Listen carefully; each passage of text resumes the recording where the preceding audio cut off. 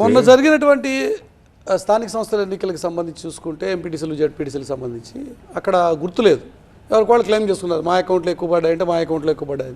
కొంత అటు ఇటు కొంత కన్ఫ్యూజన్ ఉంది. కానీ ఇది క్లియర్గా పార్టీల సింబల్ మీద ఓటేయాలి అంటే రేవంత్ రెడ్డి గారు నచ్చితేనే హస్తగుర్తుగా ఓటేయాల్సినటువంటి సిచ్యువేషన్ చాలా క్లియర్గా మనకి ఇంపాక్ట్ అనిపిస్తుంది. కొంత స్థానికంగా ఉండేటువంటి సమస్యలు రకరకాల ఫ్యాక్టర్స్ పనిచేసినప్పటికీ పార్టీకి ఓటేయాలంటే మొత్తం పార్టీని ఓవరాల్గా చూసేటువంటి జడ్జ్ చేసేటువంటి పరిస్థితి ఉంది. ఆ ఇంపాక్ట్ కొంత భయంగా ఉందా? డెఫినెట్గా నేను ఏమంటున్నా అంటే మేము కొంచెం సౌత్ తెలంగాణ ఆల్మోస్ట్ ఆల్ క్లీన్గా ఉన్నా కూడా నార్త్ తెలంగాణలో another competitor is there. BJP కొంత మాకు అక్కడక్కడ ఇబ్బందులు పెట్టే పరిస్థితి ఉంది కాబట్టి అక్కడ ఫలితం విషయంలో ఓటు విషయంలో బీజేపీతో కొంత సంఘర్షణ ఉండే అవకాశం ఉంది.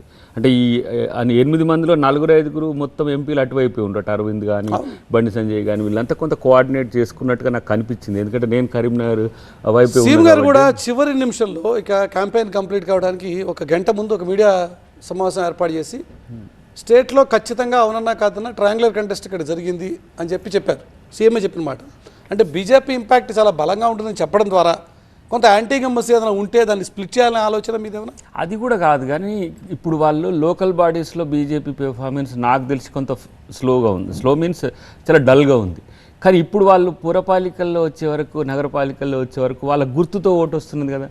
ఎంటిటీ అనేది ఇంపార్టెంట్ కదా. ఎక్కడ మీ గుర్తు ఏది అనే స్థితికి వచ్చే పరిస్థితుల్లో కొంత వాళ్ళు సీరియస్గానే చేసినట్టుగా నాకు కనబడ్డది. కానీ మీరు అన్నట్టుగా ఈ డివిజో రేపు మనకు అనుకూలత బీజేపీ ఎంత సీరియస్గా ఉంది అంటే జాతీయ అధ్యక్షుడు మన కొత్తగా ఎన్నికైనటువంటి జాతీయ అధ్యక్షుడు నబీనా పట్టుకొచ్చి ఇక్కడ శంషాబాద్ తీసుకురావడం, అక్కడి నుంచి క్యాంపెయిన్ చేయించడం, ఇట్లా ఫడ్నవీస్ కూడా వచ్చింది అటువైపు మంచిర్యాల మన ఆదిలాబాద్ వైపు వచ్చింది.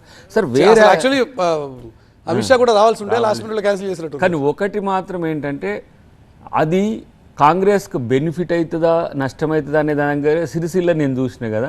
అక్కడ పెర్ఫార్మెన్స్ వాళ్ళది కొంచెం తక్కువనే ఉన్నప్పటికి కూడా war between the Congress and BRS అనిపించినప్పటికి కూడా ఓవరాల్ కరీంనగర్ జిల్లా అంటే కరీంనగర్ టౌన్ కానీ మనం పక్కన వెమ్లాడ కానీ ఇవన్నీ చూస్తే కొంత ఎటువైపు టిల్ట్ అయ్యే దాని దగ్గర ఎవరికి ఎక్కువ బెనిఫిట్ అయితే దాని దగ్గర కొంత కన్ఫ్యూజన్ ఉంది.